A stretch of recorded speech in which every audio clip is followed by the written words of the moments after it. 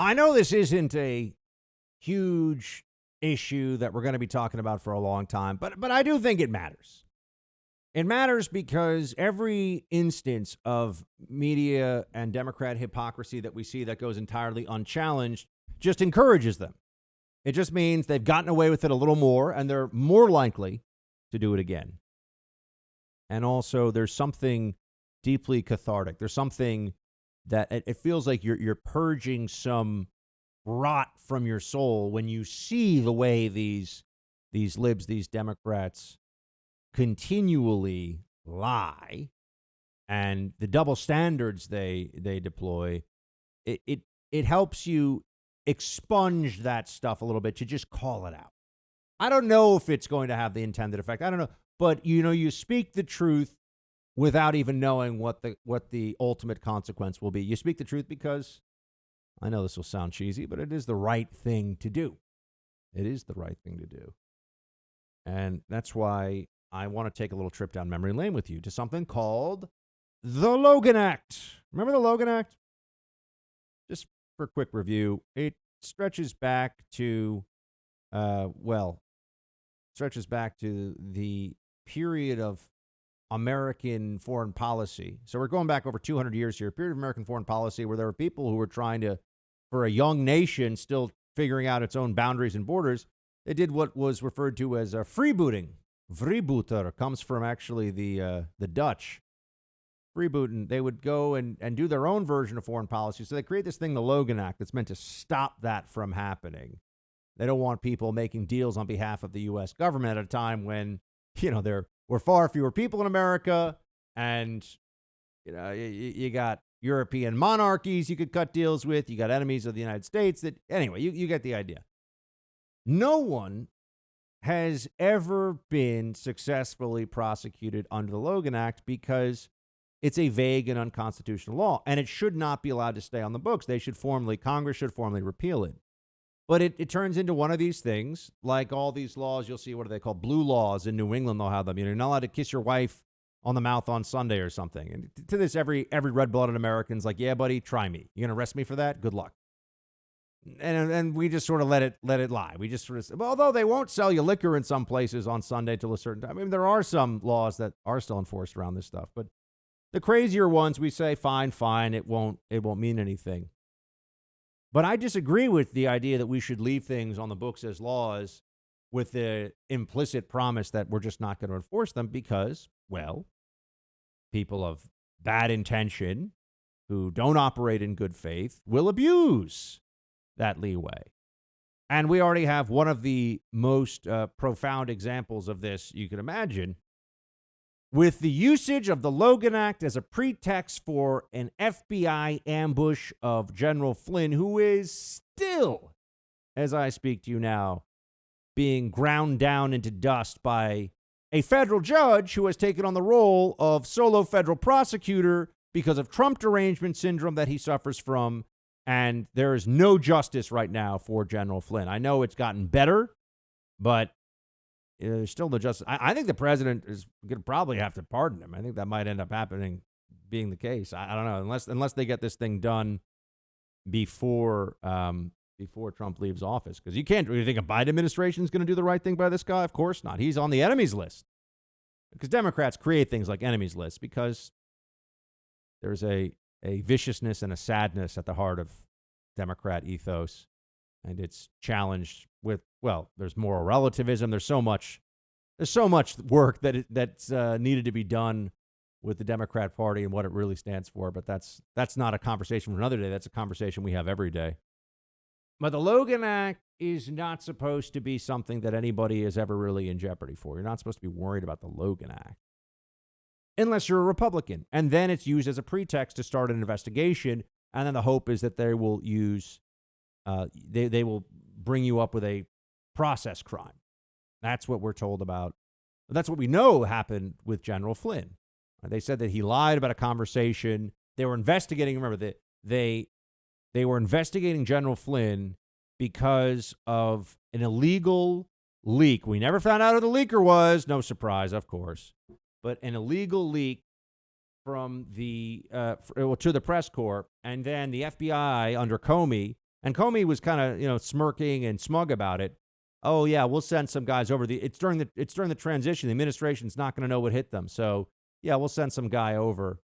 And they sent over Peter Strzok, who we know is a deep state hack, and another, I think it was Pientka, the other FBI agent. And they sit down with him, and the whole basis of this is that he may have violated the Logan Act. And that was the excuse. And that's, Sally Yates now says, oh, well, I wasn't really comfortable with that. Yeah, she didn't stop it, though. You'll notice that. Didn't shut it down, trying to entrap General Flynn. And it was personal for the Obama administration clowns because they had done all this anti-Russia stuff after the election. Because remember, that was why Hillary lost, because of Russia. They'd already decided this. So they done all this anti-Russia stuff. And then Trump just says, or Trump's incoming National Security Advisor, General Flynn, says, just take commensurate action. Don't escalate. Just respond. We're coming in. Let's basically trying to cool things down a little bit before, because you could also argue it's kind of irresponsible for the outgoing Obama administration to just start dropping bombs for the next guy to clean up. You're going to do stuff like that. Oh, okay. Yeah. Usually you get the pardons and the like the Mark Rich pardon by Bill Clinton. The guy was a fugitive financier, just basically a rich guy who fled the country, never even faced justice, and his wife was a big donor to Democrats, so they pardon him. Bill Clinton pardons him, and who was at the very top of the DOJ processing that pardon at the time? Eric Holder, who then came back as Obama's Attorney General. So he was, of course, rewarded for being a part of that highly dubious and unethical, legal but unethical pardon of Rich. So, we look now at these issues. We look at these, and some of you may actually be hearing my beloved French bulldog she sometimes has a little touch of asthma, so you might be hearing her in the background. Sorry about that, but she is with me as I'm doing the show.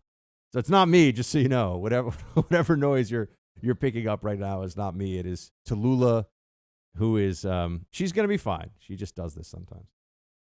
All right. Then you have, so that was the application of the Logan Act against Flynn. It was all a scam, and they used this. They used this as a weapon against him.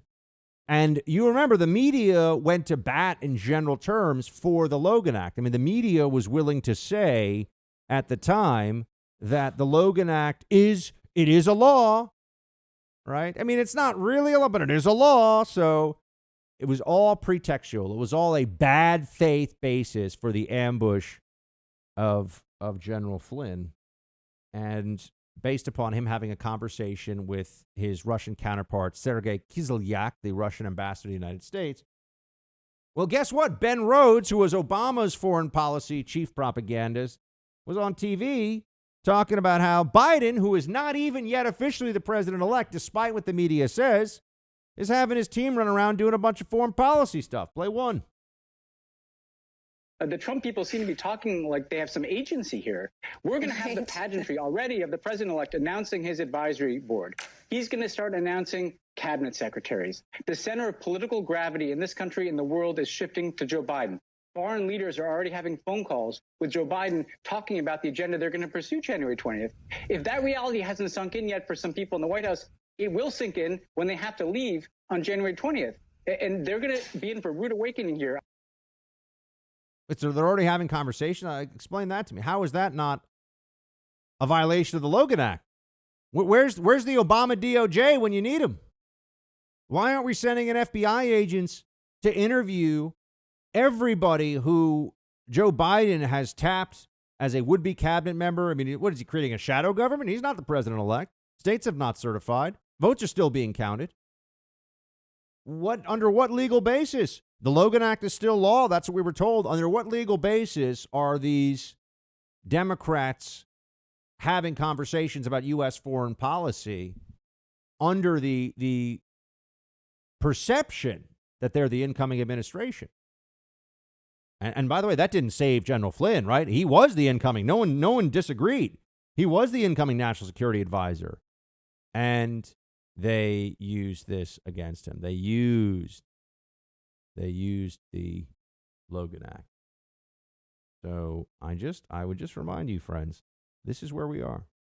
This is the circumstance in which we find ourselves, that one side will do this and get away with it, and the other, we're supposed to still think that General Flynn wasn't completely just screwed over by his own country, by his own DOJ, by FBI agents. I mean, they should really, anybody at the FBI and the DOJ who had any part of that, and the federal prosecutors, of course, the Mueller team, a bunch of Democrat hacks, they should be ashamed. They're disgusting. Disgusting. What they did is horrific. And they're slimy, dishonest, power-hungry, ideologically hardline leftists and libs and Democrats. And they ruined a good man. I mean, they've destroyed his reputation, bankrupted him. For what? Oh, okay. But we all see this. It's just expected. The Democrats go through life knowing that the same way they know that we won't riot, they know that we won't play hardball against them the same way they'll play hardball against us. And we're not gonna pretend that we're morons and that we believe some dossier compiled by some loser ex-British spy. And we're not gonna do that. They do that. We're not gonna do that. And now we can feel better about ourselves as people and understand that we're more ethical, but you also have to remember that their lack of ethics and their ruthlessness is an advantage. It's an advantage. We're trying to have a clean fight, and they're trying to throw low blows and kidney punches every chance they get. So you're always going to be at a disadvantage. At least Trump was coming along saying, fine, let's at least take off the gloves. I may not throw low blows, but I'll take off the gloves. And with this Logan Act thing, you just see it again. I know that Attorney General Barr has said that the DOJ is open to investigating fraud in the elections.